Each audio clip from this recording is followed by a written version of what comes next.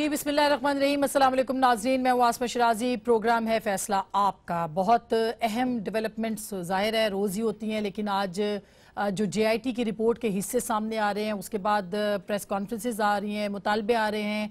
खान साहब ने एक मरतबा फिर ना सिर्फ वज़ीर आज़म बल्कि इसहाक डार साहब के लिए भी मुतालबा कर दिया है कि वो मुस्ताफ़ी हो जाए। और जो डॉक्यूमेंट्स हैं जो कि अभी तक मीडिया भी पढ़ रहा है, पाकिस्तान के तमाम इदारे भी पढ़ रहे होंगे, ज़ाहिर है कि कोर्ट ने मंडे को हेयरिंग रखी है, वो भी पढ़ेंगे, एतराज़ात भी दाखिल होंगे। वज़ीर आज़म पाकिस्तान ने आज जो ज़राए के मुताबिक खबर आई है उसमें फैसला किया है कि ना वो मुस्ताफ़ी होंगे और ना ही वो असेंबली को तहलील करेंगे।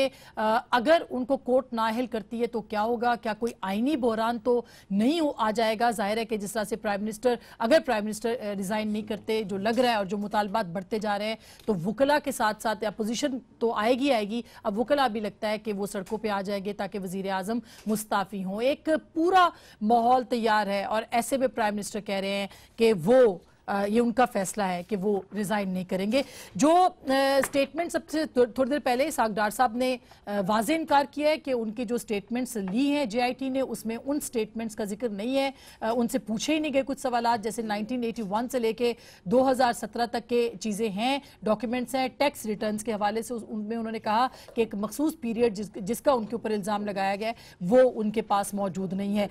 जो सबसे इंपॉर्टेंट बात है आज की, जो कि हम बताना आपको मुनासिब समझते हैं, वो इस JIT रिपोर्ट के हवाले से वो ये है कि इसमें एक जो अहम डेवलपमेंट सामने आई है कि मियां शहबाज शरीफ और तारिक शफी साहब के जो बयानात थे उसमें टोटल कॉन्ट्रडिक्शन आई। बल्कि अगर हम ये कहें कि मियां शहबाज शरीफ के स्टेटमेंट से मियां नवाज शरीफ को बहुत सारी प्रॉब्लम्स और उनके खानदान को बहुत सी प्रॉब्लम्स हुई हैं, तो ये बेजा नहीं होगा। तारिक शफी साहब ने जो एफिडेविट पेश किया था इस सुप्रीम कोर्ट के सामने, जब उनसे JIT ने पूछा तो वो अपने तमाम बयानात से मुकर गए। मसलन उन्होंने एफिडेविट में ये कहा था कि जो गल्फ स्टील मिल लगाई गई थी, इसमें उनके साथ शहबाज शरीफ साहब थे जिन्होंने कि ये मुआहदा किया था एग्रीमेंट के ऊपर, उनके बिहाफ के ऊपर उन्होंने किया था।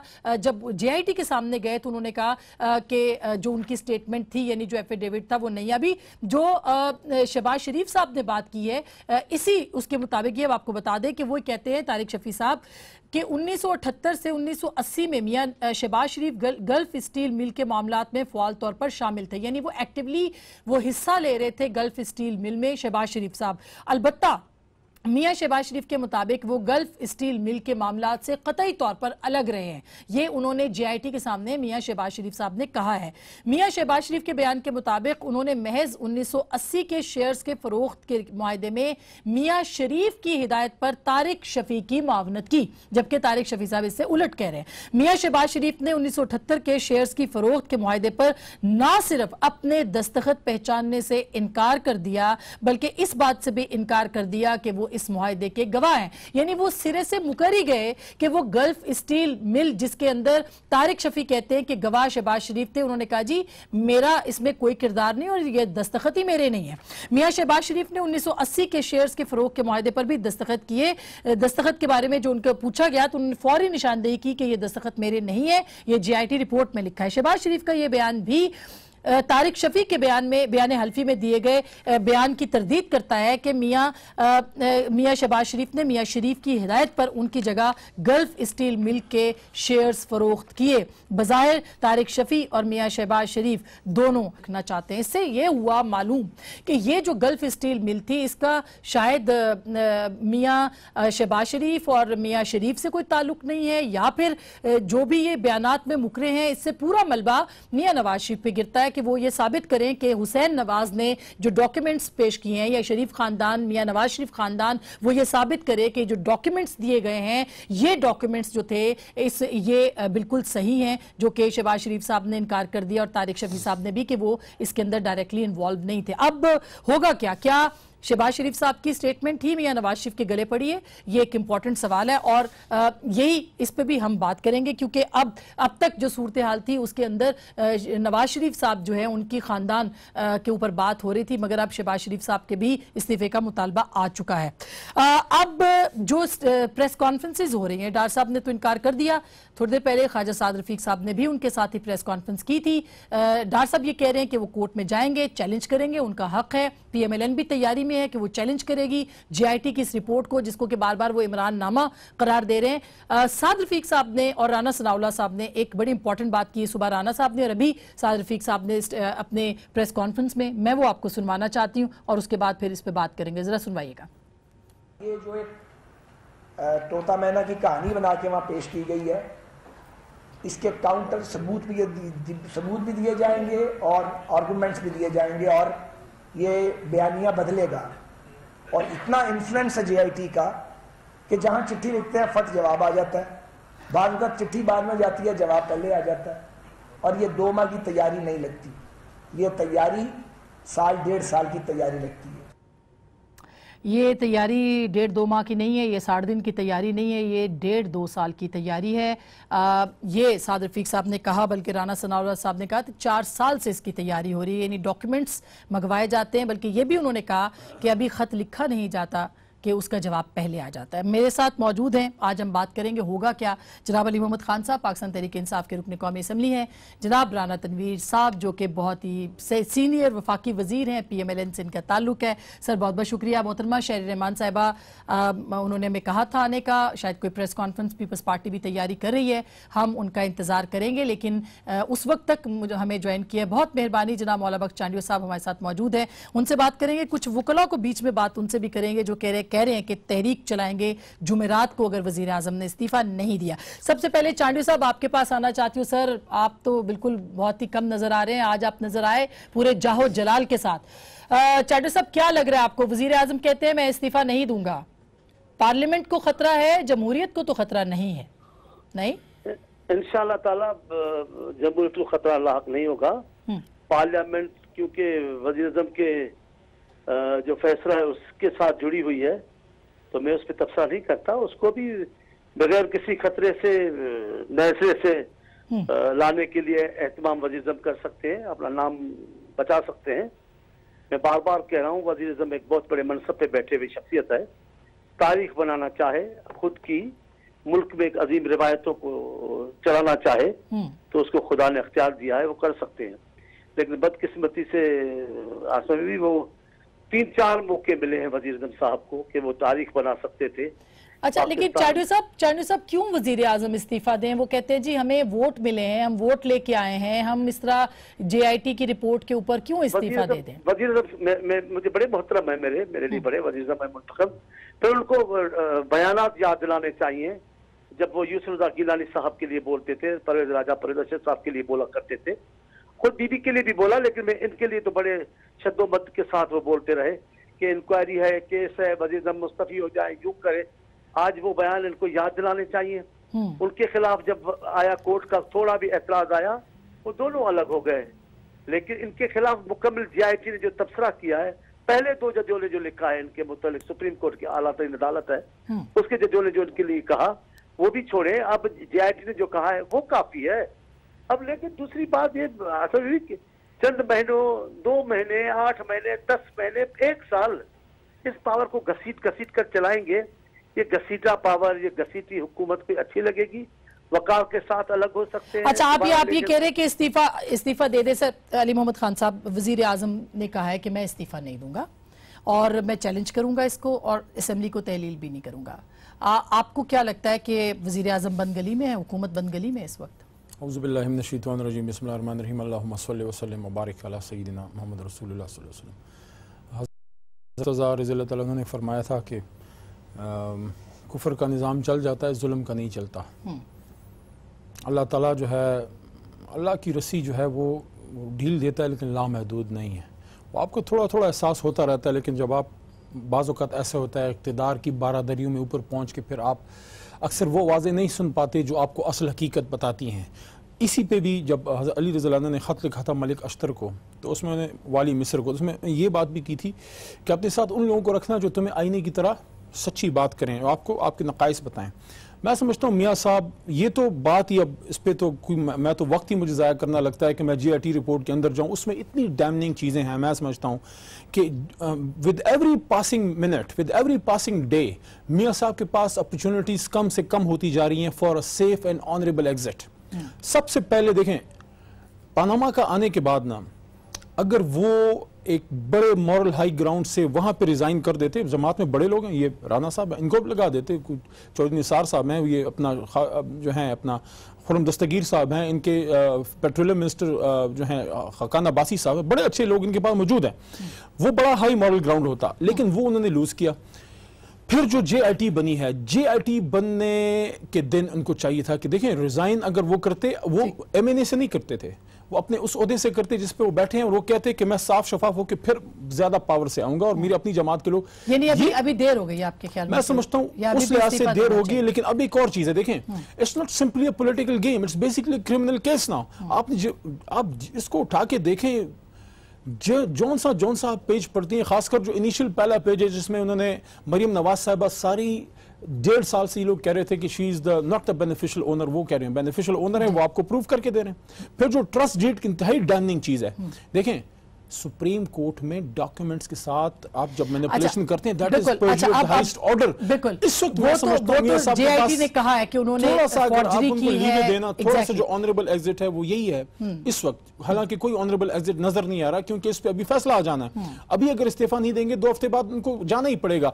इस वक्त उनके पास अपॉर्चुनिटी ये है कि नाअहलियत से बचने के लिए इस्तीफा देके अपनी जमात के किसी बंदे को लगा दें। वज़ीर आज़म इस वक्त इस्तीफा दे दें? देखिए मैं हैरान हूँ कि ये सारा जो सिलसिला जब से चला है, तो आपने बहुत सारी, आज मेरा हाल काफ़ी तफसील से डार साहब ने भी प्रेस कॉन्फ्रेंस की, उसमें JIT की रिपोर्ट पे उन्होंने काफ़ी रोशनी डाली है, जो डिस्क्रिपेंसीज हैं, जहाँ तसब है, जहाँ ये कहा गया, जिस तरह अभी आप साद रफीक साहब की बात कर रहे थे कि ये 8-10 महीने की तैयारी हो रही थी, साल डेढ़ साल की, तो राना सनाउल्लाह साहब 4 साल। मैं भी समझता हूँ कि जब भी मुस्लिम लीग नून की गवर्नमेंट आई है, उसको मैंडेट मिला है, वो कभी भी हजम नहीं हुआ कुछ क्वार्टर से। तो ये साजिश हो रही है आपकी? तो मैं 100% आप देखिए, अगर ये कौन, अगर आप सर्कमस्टेंशियल एविडेंस है ना, आप जब देखेंगे कि एक चीज ऐसी हो रही है जो ह्यूमनली पॉसिबल ही नहीं है कि जब आप 60 दिन में ये काम कर सकते, कोई कर सकता है।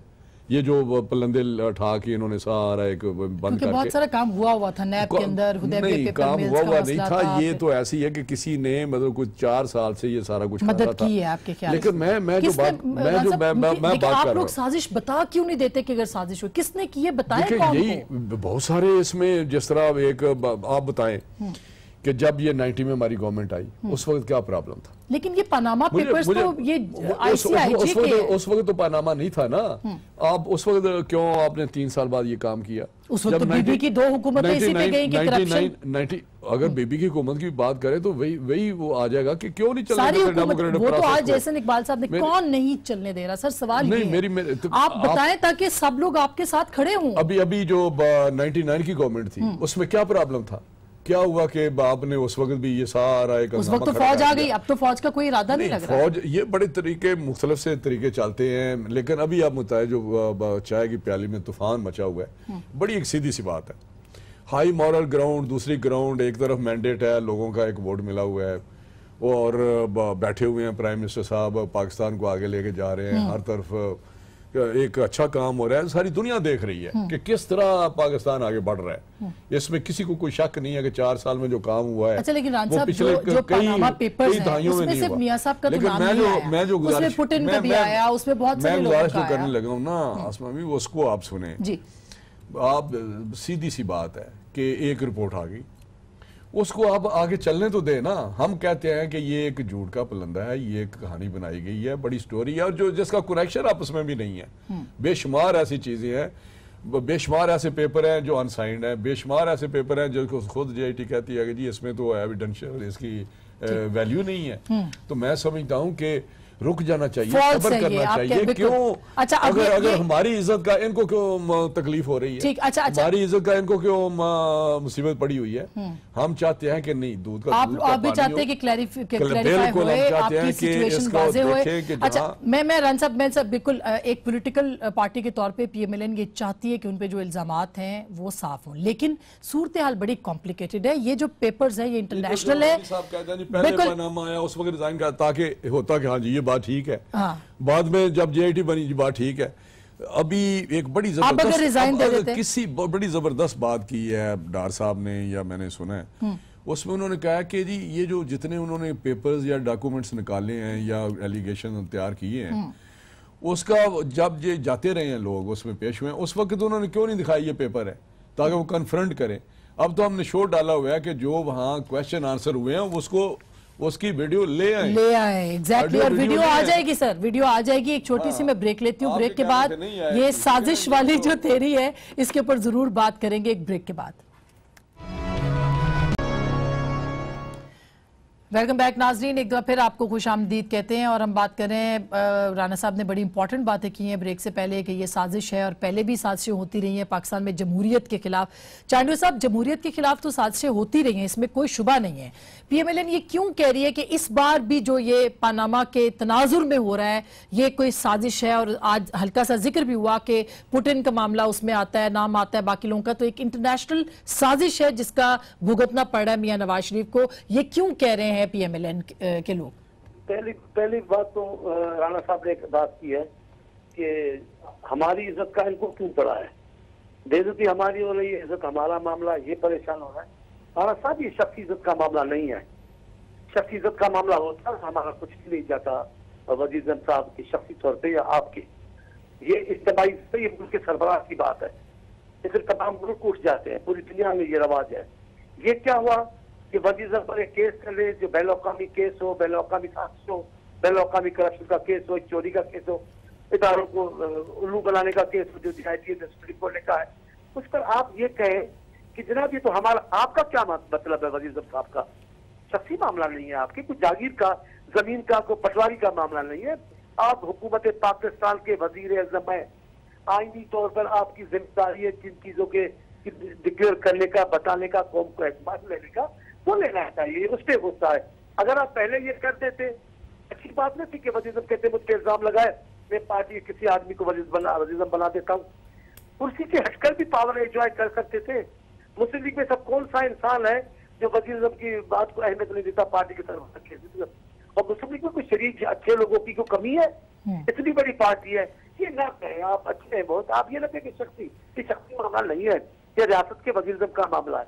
दूसरी बात, साजिश ठीक है, अगर मुल्क का वजीर आज़म उस CIT में सामने पेश हो जिस CIT के सरबराह ये हो, पाकिस्तानी हुकूमत के अफसरान हो, वो साजिश कर रहे हैं।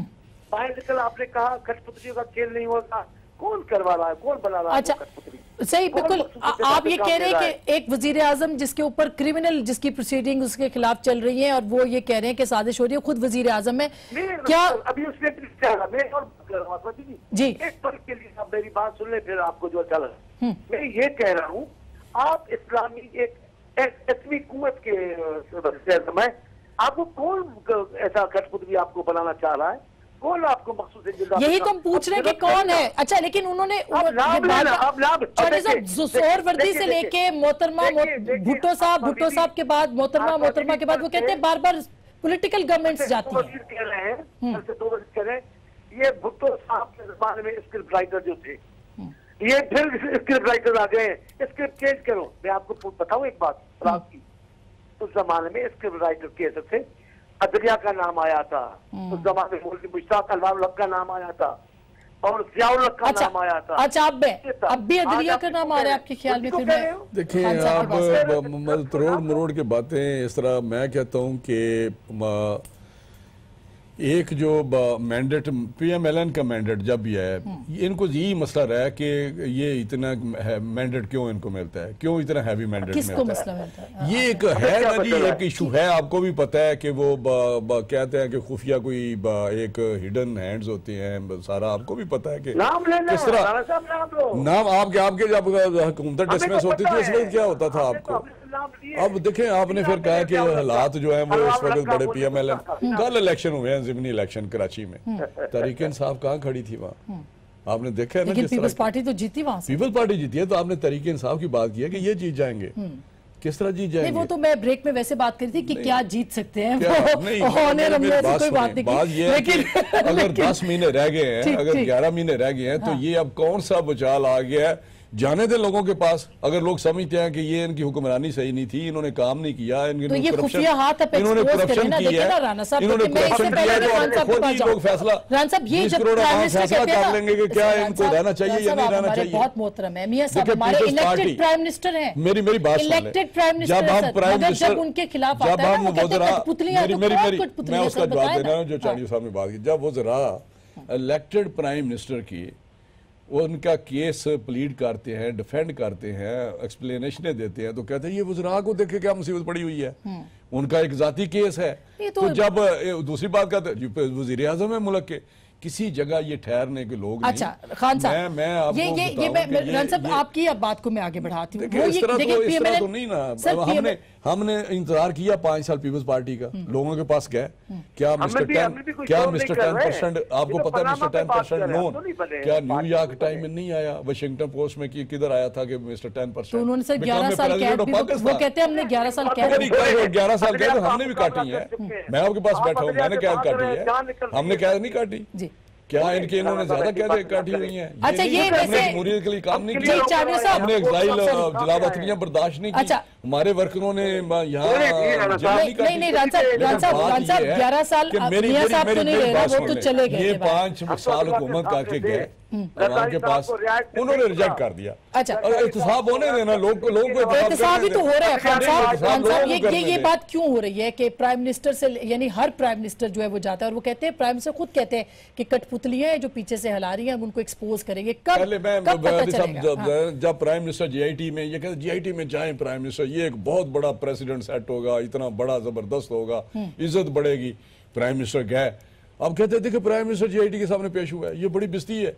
ये तो मैं समझता हूँ कि ये तो पीटीआई भी ये बात करती है। मैं कहता हूँ किसी जगह ठहर तो जाए, खुदा के लिए रुक तो जाए। राना साहब उनको जवाब देने दें इसके ऊपर। वो कहते हैं जी इमरान नामा है, ये पीटीआई का इमरान नामा है जो कि इस वक्त सामने आ रहा है।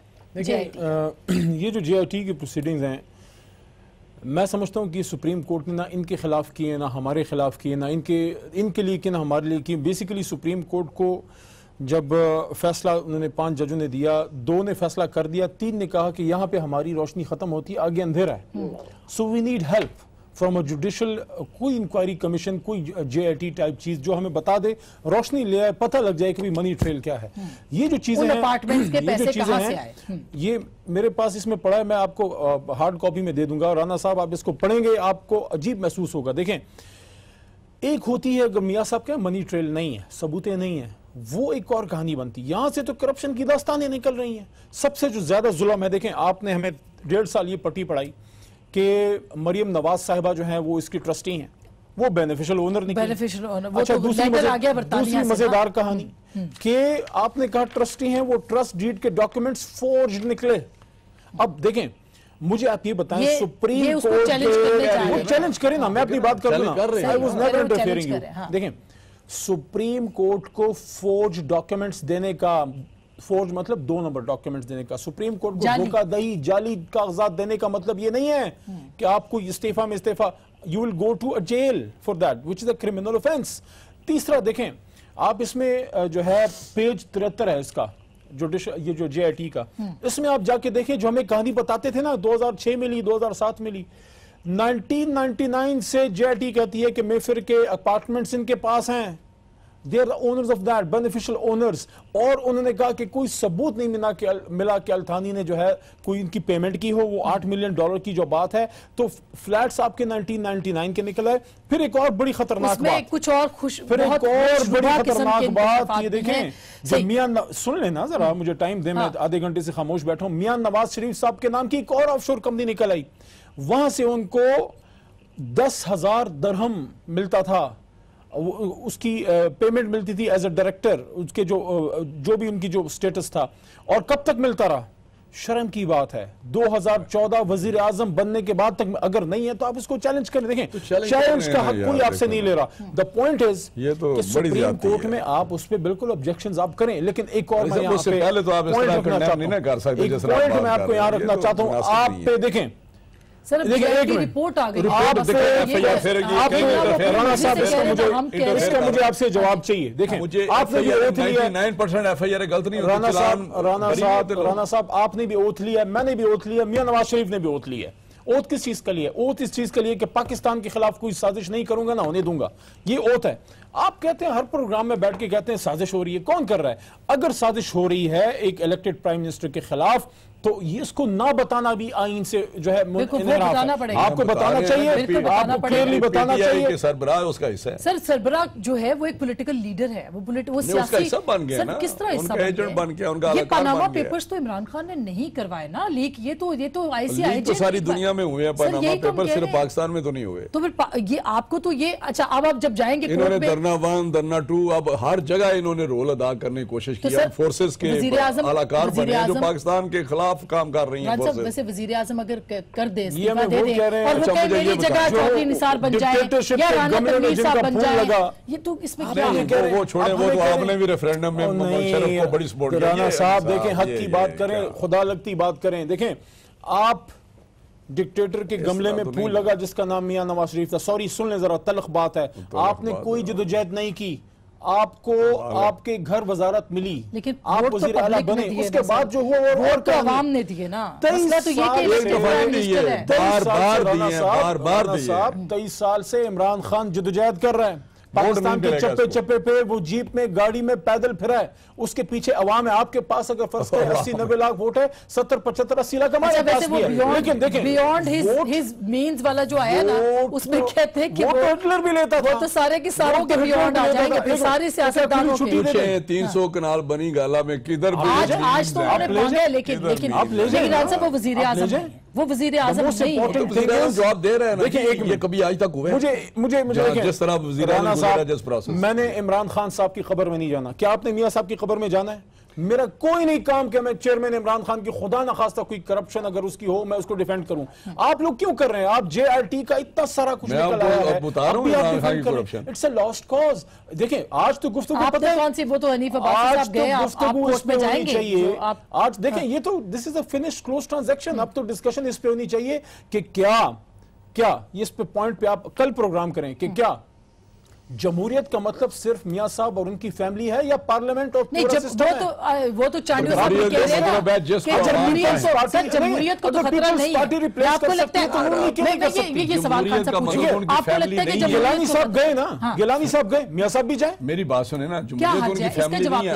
अगर लोग उनको इलेक्ट करते हैं तो क्या हम जबरदस्ती कहेंगे हमारे आप किस तरह कह सकते हैं जब तक सामने को बात है? अगर उन्होंने इलेक्ट किया ना, उसका तरीका ये है कि 5 साल बाद इलेक्शन होगा, लेकिन अगर मैं इलेक्ट होकर एमएलए बनके करप्शन करूंगा 5 साल मुझे कोई कुछ ना पूछे, एलिगेशन है नहीं, वो तो देखिए ना, JIT ने एक report get elected and do corrupt practices for 5 long ये इयर्स। सवाल स्पेसिफिकली पूछ रहे थे ना, वजीर आजम क्यों नहीं किसी और को अपनी जगह वजीर मेरी बात सुन, क्यों आले शरीफ से नहीं है? आप कितनी बात नहीं मुझे ये बताएं कि क्यों ये काम करें? अगर एक एलिगेशन आया क्योंकि वो करप्ट साहब उन्होंने एक ऐसे ही बेरबत साहब जिसका कोई कनेक्शन नहीं है, एक स्टोरी लगा दी है कि एलिगेशन आया, सुप्रीम कोर्ट ऑफ पाकिस्तान के पास चली गई है और वो जजेस इतने काबिल जजेस हैं, जजों ने अगर कह दिया कि आप जज जाएं तो क्या होगा? मेरी बात सुन लेना, मानेंगे अगर जजों ने ये तो कहते हैं कि जजों को आगे अंधेरा आया, इतने काबिल इतने एबल जो जजेस हैं मैं जानता हूं उनको, वो JIT के इन अफसरों पे उनको अंधेरा, उनको रोशनी इनसे चाहिए थी। मतलब सुप्रीम कोर्ट को एक मिनट, अगर उन्होंने कुछ दी है, कुछ स्टोरी बना ली है, तोता मैना की कहानी समझ लें, एक वो रजिया भट्ट का नावल समझ लें, अगर उन्होंने वहां पेश कर दी है तो उसको करने देना प्रोसेस। अब चैलेंज कर रहे हैं, अगर कोई फैसला आ जाएगा तो हम कहेंगे कि प्राइम मिनिस्टर फिर फैसला करेंगे, प्राइम मिनिस्टर फैसला करेंगे। ये जो करे बिल्कुल ठीक करे। पता है अच्छा मैं ब्रेक ले लूं, ब्रेक के बाद ब्रेक से पहले सुन लेना, आप क्या एक्सपेक्ट करते हैं कि जो सिसिलियन माफिया है उसके जो मिनिस्टर्स हैं, एक मिनट देखें, क्या अभी वो राणा साहब क्या अभी रोएंगे धोएंगे, कहेंगे हमसे बड़ी गलती हुई, हमें माफ कर दें? ये भी जजों का काम नहीं, किसी को सिसिलियन माफिया हमने नहीं कहा, राणा साहब आप ये जजेस ने कहा है, उन्होंने नहीं कहा, सुप्रीम कोर्ट ने कहा है, वो इतनी मेरा मतलब बड़ी पड़ी है। मैं ब्रेक ले लेता हूं। क्या समझते हैं कि ये अब कहेंगे कि हमें हमसे बड़ी गलती हुई है? ठीक, लेकिन अब ये कोर्ट ने फैसला करना है, वो सुन के JIT की रिपोर्ट मानेंगे क्या सुप्रीम कोर्ट के फैसले को मानेंगे कि नहीं मानेंगे? एक छोटी सी ब्रेक, ये मैं नहीं देती, ये एक साजिश। असल में अली भाई जी खुद भी एंकर बन गए तो कह रहे हैं अब मैं एक छोटी सी ब्रेक करूंगी, लेकिन ये सवाल इंपॉर्टेंट है सर ये मैं ब्रेक के बाद पूछती हूँ कि क्या वाकई वजीर आजम अगर कोर्ट कोई उनको, क्योंकि वो तो फैसला कर बैठे कि इस्तीफा नहीं देंगे, कोर्ट अगर कोई उनको नाअहल करती है या उनके खिलाफ फैसला देती है, पीएमएलएन और प्राइम मिनिस्टर उसको तस्लीम करेंगे कि नहीं, और अगर नहीं तो क्या कोई आईनी बहरान पैदा हो जाएगा? ब्रेक के बाद।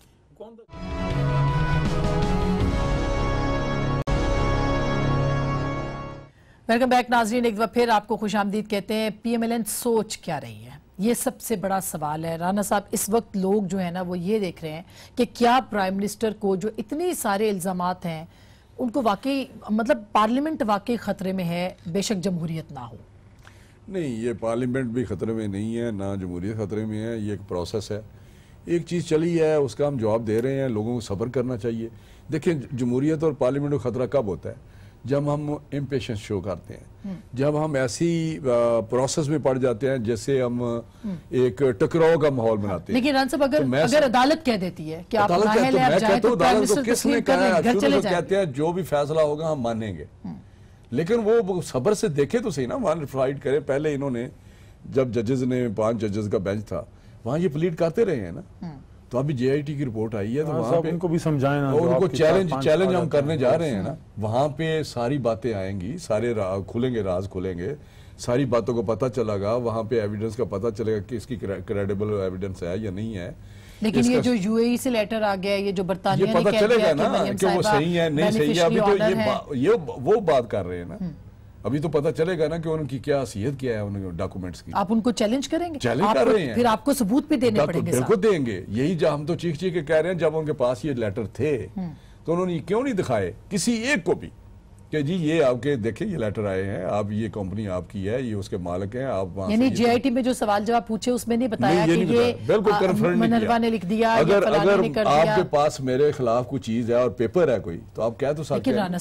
लेकिन राना साहब वो कह रहे हैं कि जो बर्तानिया से वो क्या उसका नाम है जे, या जिसने जो लिखा है भेजा है जी, उसने लिखा है कि भाई ये फॉन्ट ही नहीं इस्तेमाल होती थी, जबकि क्या यानी कि फॉर्जरी और जाली दस्तावेज। पॉइंट नहीं समझ रही, ये तो जेआईटी कह रही है ना कि ये बर्तानिया ने हमें डॉक्यूमेंट दिया है, वो कह रही है ना।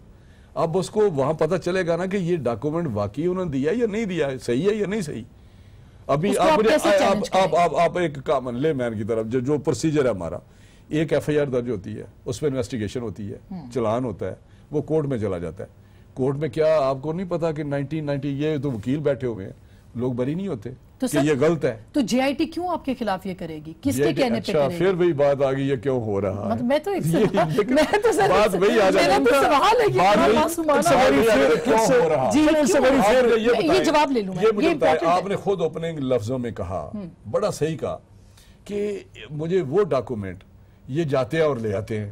ये साद रफीक साहब ने कहा, उनकी बात और ये इसमें वजन है ना इस बात में, वो काम जो पॉसिबल ही नहीं आपने कहा कि जी ये जो चीज वो हमें। सर हम सवाल उठा रहे हैं कि ये वो कह रहे हैं, नून लीग ये कह रही है कि हम जो कागज लेके जाते हैं उससे पहले जवाब आ जाता है। तो ये कौन कर रहा है, मैं यही तो पूछना चाह रही हूँ। अच्छा, यही आपसे हाल नहीं हो रहा। आपने तो नहीं हो रहा ना, हमें क्या पता राना साहब आप लोगों को पता एक सोची समझी स्कीम के तहत ये सारा सिलसिला कौन कर रहा है? कौन कर रहा है? वहां पे फिर आप जो है चुप कर सुम्मुम बुकुम फॉर्मूला अर्जुन हो जाते हैं। देखें, मैं आपको इसमें वजन है, अगर वो कह रहे हैं साजिश है तो जवाब। मेरी बात ये साजिश इनको फिर सुप्रीम कोर्ट में वो कह रहे हैं राज खुलेंगे। हमने मान लिया साजिश है। अच्छा, किसने की? 2 सवाल, किसने की? खान साहब ने की है? उन्होंने तो नहीं की, पनामा बाहर से आया। खान साहब उनके कलाकार अच्छा सुने ना, इंटरनेशनल साजिश का नाम लिया आज साद रफीक साहब ने। अच्छा, साद रफीक साहब जो है वो जिस तरह जेम्स बॉन्ड की मूवीज में नहीं होता तो जो है अपना वो आता है ना, कहता है मिस्टर बॉन्ड, वो मिस्टर बॉन्ड, तो इस तरह जो हमारे साद रफीक साहब हैं वो भी जेम्स बॉन्ड की तरह कहीं से वो ले आते हैं। सवाल ये है, साजिश है तो पाकिस्तान में किसी ने की? सवाल है, इमरान खान ने नहीं, क्योंकि पनामा बार से साजिश की बात सुन लेना, पनामा बार से आया। अब केस किधर है? हमने सिर्फ इतना किया है कि बाहर से एक केस आया, डॉक्यूमेंट आए, हमने उठा के सारा सुप्रीम कोर्ट में रख दिया कि भाई पनामा का ये सारा कारनामा है इनका, अब इस पे इन्वेस्टिगेशन हो। अच्छा, क्या सुप्रीम कोर्ट खुदा न खास्ता करी साजिश? सवाल ही नहीं है। सुप्रीम कोर्ट अमल ही ना करती अगर हम वहां पे केस लेके ना जाते। वो तो कह रहे देखिए दूसरी बात, एक मिनट दूसरी बात, क्या फौज कर रही है? देखिए साफ बात करें ना, कहते हैं जो सुप्रीम कोर्ट फैसला करेगा लाइंस देखिए फौज कर रही है। आप ये यू आर सजेस्टिंग, ये सवाल तो आपने जवाब नहीं दिया कि कौन कर रहा है। लॉ में क्या होता है, लॉ में क्या होता है, ये पूरे पीएमएल ने इसका जवाब नहीं आप जो है ना सुन लेना जरा, सुन लिया करें। खैर है, देखें लीडिंग क्वेश्चन जो है वो अलाउ नहीं होते। आप सजेस्ट कर रहे हो कौम को, क्या साजिश साजिश साजिश क्या? देखें आपकी क्यों नहीं फौज से बनती? लेकिन एक आपकी क्यों नहीं बनती? एक सवाल उन्होंने एक जो राणा साहब ने कहा है, जो पीएमएल भी कह रही है, मैं जी आपकी देखें फौज की तरफ से बीच में आ गई। आपकी काकड़ से नहीं बनी, ठीक है? सुन, सच्ची बात है, मैं आपको कर रहा हूँ। आपकी जो है अपना जो साबिका चीफ के साथ कोई मसला था? नहीं बनी ना, नहीं नहीं ये आपके नहीं बनी। एक मिनट, नहीं बनी ना, नहीं आपकी किसी फौजी सरबराह से नहीं बनती। उसके बाद जो है जहांगीर करामत से आपकी नहीं बनी। बात सुने, रिकॉर्ड दुरुस्त करना चाहिए। गुलाम साहब ने डिसॉल्व की, चाहते हैं हम रीइंस्टेट हुए, पाकिस्तान में जो एक जनरल थिंकिंग है ना, वो ये है कि आप चाहते हैं कि फौज से पंजाब पुलिस बनाए, वो बनने पे तैयार नहीं। ये गलत कर रहे हैं। गुलाम इसाक खान ने, वो कह रहे हैं फौज को पुलिस बनाना चाहते हैं, वो भी पंजाब पुलिस के लिए तैयार नहीं। तो यही साजिश है। गुलाम इसाक ने डिसॉल्व की, वो हम रिस्टोर हुई असेंबली, वापस आए, फिर गवर्नमेंट नहीं चली क्योंकि नीचे ऊपर उन्होंने एडजस्टमेंट कर ली हुई थी उस वक्त जो पंजाब में सारे वो जब बर्दाश्त करेंगे ना मेरी तब हुकूमतें चलेंगी। बात तो सुन लेना, आप बर्दाश्त नहीं करते। दोबारा जब नहीं चली नहीं देते तो उन्होंने कहा कि जी रिजाइन, प्रेसिडेंट ने रिजाइन किया, प्राइम मिनिस्टर। ये एक फैसला था, अगर नहीं स्मूथली रनिंग हो रही, गवर्नमेंट नहीं डिलीवर कर रही या गवर्नमेंट चल नहीं पा रही, फेडरल गवर्नमेंट क्योंकि आज तो फौज नहीं कर रही ना सर। आज तो देखें काकड़ को बीच में आप ये कह रहे हैं कि सुप्रीम कोर्ट भी नहीं साजिश कर रही, फौज भी नहीं कर रही। देखिए ना, देखिए मैं बताऊं कौन साजिश कर रहा है। चलिए ना, बहुत सीरियस प्रोग्राम हो गया। कौन साजिश कर रहा है? हमारे पश्तो में कहते हैं अमल दलारे मल दे। अपना अमल इंसान के खिलाफ साजिश करता है, जो बोओगे वो काटोगे। देखें अगर आप में करप्शन ना होना, दुनिया की कोई एजेंसी आ जाए वो काटोगे। अच्छा चाइनू साहब, आपसे दोबारा राब्ता हो गया, थैंक यू। लेकिन ये बताएगा कि ये जो बात राणा साहब ने भी की, साद रफीक साहब ने भी आज की, कि मतलब जरदारी साहब करप्शन की बात करेंगे और वो हमें कहेंगे कि हम इस्तीफा दे दें, मतलब ये इस तरह से बात हो रही है। हालांकि जरदारी साहब की करप्शन कम निकल रही है, अब तो बहुत बड़े बड़े फिगर्स आ गए। जी जी जी चाइनू साहब, इनको यही बातें ले डूबी है, इनको पाक दामनी की दावाएं और तकब्बुर ले डूबा है। ये प्रेसिडेंट थे जब रेफरेंस भी अदालतों में थे। सुन तो ले, आप सुन तो ले रहा था। मैंने एक बात किया कि स्टेप डाउन करने वाली बात जरा ये सुन तो ले, सुन तो ले। आपकी बेचैनियां बढ़ गई है ना, आप बेचैनियों को रोकने, आप तो बड़े अच्छे फहमीदा इंसान है, सुने तो सही। देखिए हम पर इल्जाम लगे, आपने कोर्टों में भेजा, लेकिन उन इल्जामात के बाद मियां साहब ने जो किताब है उसमें इंटरव्यू में कहा मेरे से बेनजीर के खिलाफ एजेंसियों ने केस बनाए, ये एतराफ है उनका। फिर वो माफिया करते रहे, इसलिए उसके भी छोड़ देते हैं। इन केसेस के लिए चांडिया साहब की आवाज खराब आ रही है। जी जी जी सर। फिर बीबी साहब को आपने ओ यार ये राणा साहब को आज आप कोई का कोई वजीफा पढ़ाएं, सबर करें। अभी आप तो बड़े अच्छे इंसान हैं, आपको क्यों बेचैनी पड़ती है? खामोश है, आप इतने ज्यादा बोल रहे हैं। आप बड़ी ज्यादती हो रही है, तो सही ज्यादा नहीं हो रही, आप सुनिए नहीं कुछ नहीं होगा। मैं ये कह रहा हूँ, हमने उनके